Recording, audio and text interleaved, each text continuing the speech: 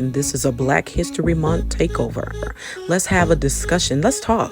Do you agree or disagree? This month, we will play clips of various people in the Black community. Leave a comment below. Watch until the end. So for the most part, our school we call the Life Preparatory School for Boys. The name is self-explanatory. So we're teaching our boys about life. But for the most part, our school is teaching the skilled trades. We're teaching how to work on cars, work on houses, and also teaching reading comprehension. I think that's probably one of our biggest issues where I live in the city of Albany. Well, not even just in Albany, but in general, our boys are passing through the school systems and are not able to read. So one of our biggest things right now is making sure we're consistently reading with the children that we're working with. So every week we're doing a book club right now for students, in the community who are even not a part of the Ace of Boys program, but also, just boys in general who need help reading.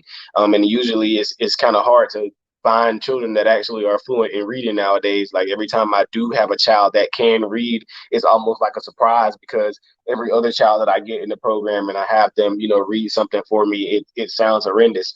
And I think that's an extreme problem we have. And there are many studies that show the direct link between crime and illiteracy.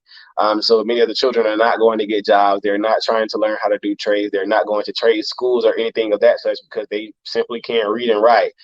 So I come and I teach the boys, how to do different things. And also I try to be their example. Many of the children, have examples in LeBron James and rappers, etc. But many of them don't have that at-home local example. And so for me being 22 years old now, I just turned 22 July 26th. But me being 22 years old right now, I get to be their example. So we just purchased 3 buildings on a more impoverished side of town in Albany. That was it, but you have to find your work ethic first.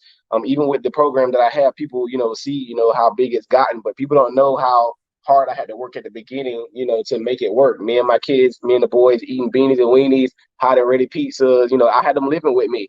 But I had to learn how to cut hair. I was fixing people's cars. I was painting the insides of people's houses. I was doing this all the time just to try to pay the bills and take care of the kids that I had living with me at the time and take them on field trips and things like that because I've always wanted the program to be free for their parents. But it took a lot of grinding and working. Sure, we have donors now, but it took working. It took some real work